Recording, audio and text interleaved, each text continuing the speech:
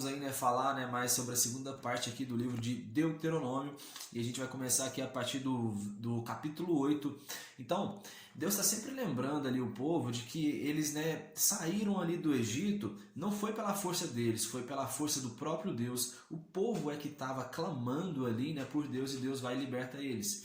Daquela terra onde eles estavam passando ali, peregrinando no deserto, onde eles ficaram por 40 anos, tinha escorpiões, tinha serpentes, e Deus estava livrando eles de tudo. Outra coisa que Deus vai dizer é o seguinte: aqui agora a terra onde eles estão herdando era uma terra, né, eram terras ali ricas, né, e havia povos ali habitantes naqueles lugares. Só que o que acontece? Esse povo ia ser expulso por causa da maldade deles. Esse povo era um povo assim muito pervertido. Os deuses que eles adoravam lá, que os principais eram Azerá e Baal. Então, eles pediam ao seu povo ali sacrifícios. O primeiro filho deles, os recém-nascidos, tinham que colocar os filhos ali no fogo como sacrifício a esses deuses. Então, assim, era um povo muito pervertido mesmo, né? Tinha idolatria a vários outros deuses, mas a questão era a maldade que ele tinha mesmo com o próprio ser humano. Então, por isso que Deus estava expulsando aqueles povos ali da terra.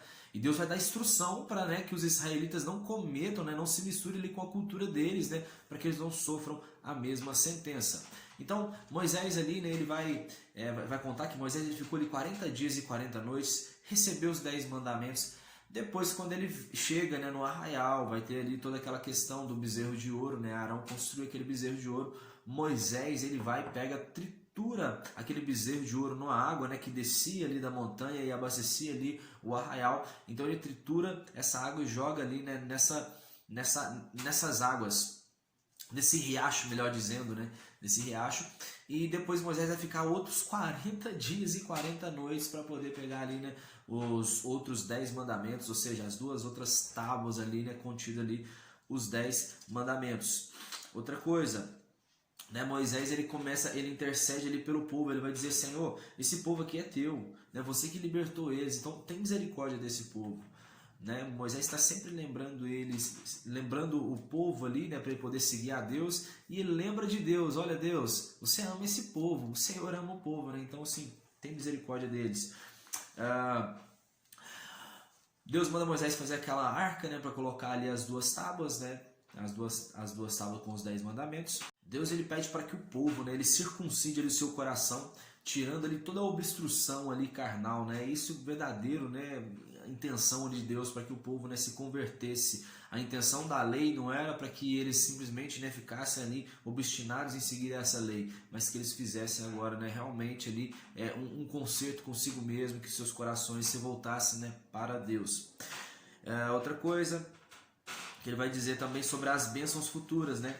Porque naquela terra, no Egito, eles tinham que trabalhar ali e eles irrigavam a terra, né, andando, né, tinham que fazer isso aí de forma ali manual. Agora, na terra onde eles iriam adentrar, era uma terra ali que tinha chuvas ali, né, regulares, né, tanto na primavera como no outono. Era uma terra assim muito rica, ia ter muita abastança na terra, né, onde Deus ia dar para eles. Outra coisa, nessa parte que a gente ouve um versículo, né, muito conhecido, que é assim, que é onde você pisar a planta dos teus pés, esse lugar será seu por herança. Então Deus vai dizer isso para os israelitas que estão adentrando ali naquela terra. Porque, tipo assim, qualquer lugar que eles olhassem na terra, ali, né, nas regiões da terra prometida, em Canaã, tudo seria deles. Então, onde eles pisassem a planta do pé, esse lugar seria, né, deles por herança. Deus aqui ele vai orientar também, né, sobre a questão do que não fazer lá. Que eles não podiam oferecer holocaustos em qualquer lugar, não podiam comer o dízimo na sua própria propriedade e não podiam abandonar os levitas enquanto eles estivessem ali na terra. Então a gente vê que depois de tudo, eles acabaram pervertendo tudo isso aí. A questão do dízimo aqui também, né, deles comerem o dízimo na sua própria propriedade, como por exemplo, às vezes ele ia dar o dízimo, né, da sua colheita, então eles deram uma parte, a outra parte ele ia comer. Então Deus ele estabeleceu lugares ali específicos para eles estarem comendo o seu dízimo ali também, certo? Vai dizer também aqui, né, que se um profeta, né, ele aparecesse ali no meio do povo e ele operasse um grande milagre, né, na vida de alguém, operasse uma cura, por exemplo, e esse profeta dissesse assim: olha, vamos seguir outro Deus. Então, que os israelitas não seguissem a outro Deus, porque Deus estaria fazendo um teste ali com as pessoas, porque normalmente Quando a gente está precisando ali de um milagre, a gente não olha, né, quem é que está trazendo um milagre, mas Deus está dizendo assim, olha, vocês têm que olhar. Sim, realmente, né? Quem é essa pessoa que está operando esse milagre? Para onde elas estão querendo te levar? Porque se elas não te estiverem levando para Deus, não sigam essa pessoa, certo? Deus vai estar alertando ali, né, também o povo contra as práticas pagãs, que o povo se cortava, né, por causa que alguém morreu, eles faziam um corte no corpo, raspavam a sua cabeça. Então Deus dizia, olha, não se misture, né, com a cultura ali desses povos. Outra coisa, quando eles fossem também levar o dízimo deles, né, para uma cidade ali distante, eles tivessem que levar talvez o trigo e eles não tivessem ali um carro, né, um carro de boi para poder levar, então eles trocavam por moedas de prata e assim eles levavam, né, e poderiam ali comer o seu dízimo. Tinha toda uma parte específica ali, eles tinham que os dízimos, né, eles tinham que levar em lugares específicos e tinham que comer também o dízimo em lugares específicos, certo? Outra coisa, a cada 3 anos eles tinham que se apresentar, entregar o dízimo, e agora dessa vez esse dízimo ia ser tanto, né, para os levitas, para os órfãos, viúvas e os estrangeiros. Então era para esses 4 tipos de pessoas, o dízimo ali, né, trienal, a cada 3 anos, para os órfãos, as viúvas, os estrangeiros e também os levitas. Afinal de cada 7 anos, o que era comum os israelitas fazerem? Eles perdoavam a dívida deles, né? Imagina, eu tenho uma dívida com um irmão meu, findou os 7 anos, ainda tinha essa dívida? Bom, então agora, né, findando 7 anos, eu perdoo ele. Eu só não né, poderia perdoar ali o estrangeiro. Do estrangeiro eu poderia, né, cobrar dele. Outra coisa, quando eu tivesse um escravo também, se eu tenho esse escravo e aí de repente, né, passou ali o período de 7 anos, agora ele não vai ser mais meu escravo, eu despeço ele, entrego bens para ele, e aí se ele quiser continuar sendo meu escravo, aí ele, né, vem, eu furo a orelha dele, e aí ele fica meu escravo para sempre, certo? Outra coisa, os primogênitos eles vão ser sempre ali, né, do Senhor. Do Senhor é o primogênito tanto das crias, né, dos gados, como também das crianças. Então, ao invés das crianças, Deus ele pegou a tribo de Levi como herança, né, em lugar desses primogênitos. E quanto à questão das primeiras crias dos gados, ao invés dos israelitas, né, eles sacrificarem ali para Deus, eles entregavam lá para os levitas. Toda a primeira cria dos gados dos israelitas era entregue para os levitas, certo? Essas 3 vezes, né, por ano, né, que é uma coisa curiosa também, que é uma frase muito usada, que a gente diz assim, olha, não aparecer de mãos vazias diante do Senhor. Era, né, quando findava ali de 3 em 3 anos, né, os homens tinham que se apresentar ali para Deus e nunca se apresentavam ali de mãos vazias. É dentro desse contexto, né, que aparece essa frase. Outra coisa, quanto à questão da idolatria, sabe? Deus bate muito nisso. Idolatria é ser punido com a morte. Não podia ter pessoas idólatras ali. E se eu visse, né, o meu irmão cometendo idolatria, eu tinha que arrumar 2 testemunhas e aí comprovar que ele está sendo idólatra. Então, esse idólatra ele seria apedrejado. Então, era algo ali muito sério. Outra coisa, quando eles pedirem, né, Deus já começa a imaginar, né? Na verdade, ele prediz que o povo já vai fazer isso quando eles estiverem na terra prometida e eles pedirem ali um rei para eles. Então, quando pediram um rei, aí já tinha uma lei, né, que funcionaria ali, né, quando Israel se tornasse ali uma monarquia. Então, o rei precisava ser um israelita, ele não poderia voltar ao Egito, ou seja, não podia se contaminar com o Egito. Já nós lembramos aqui de Salomão, que a primeira esposa que ele teve foi uma mulher egípcia. Ele não poderia, né, tomar muitas mulheres para que se não desvie da sabedoria. E o que Salomão fez? Parece que assim, né, tudo que agora que era recomendado para o rei não fazer, Salomão fez. Outra coisa, não arrecadar excessivamente ouro para si, né? E então assim, Salomão cometeu todos esses erros.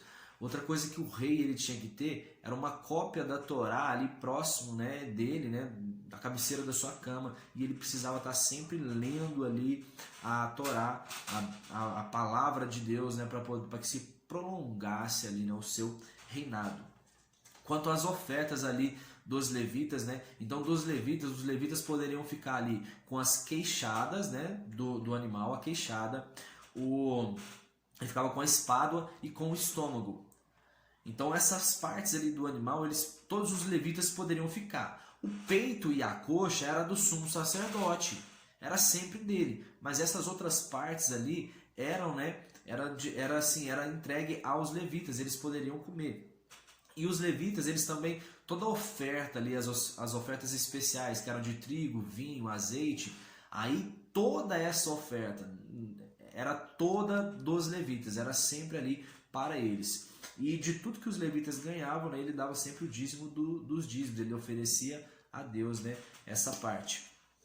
Outra coisa, o que Deus ele vai assim, né, vai reprovar também, que naquela terra ali tinha muitas pessoas que elas viviam assim de presságio, né, de adivinhações, consultavam ali os mortos, e Deus ele vai abominar isso, ele não quer que, né, o seu povo, né, se misture com essas práticas ali desse povo.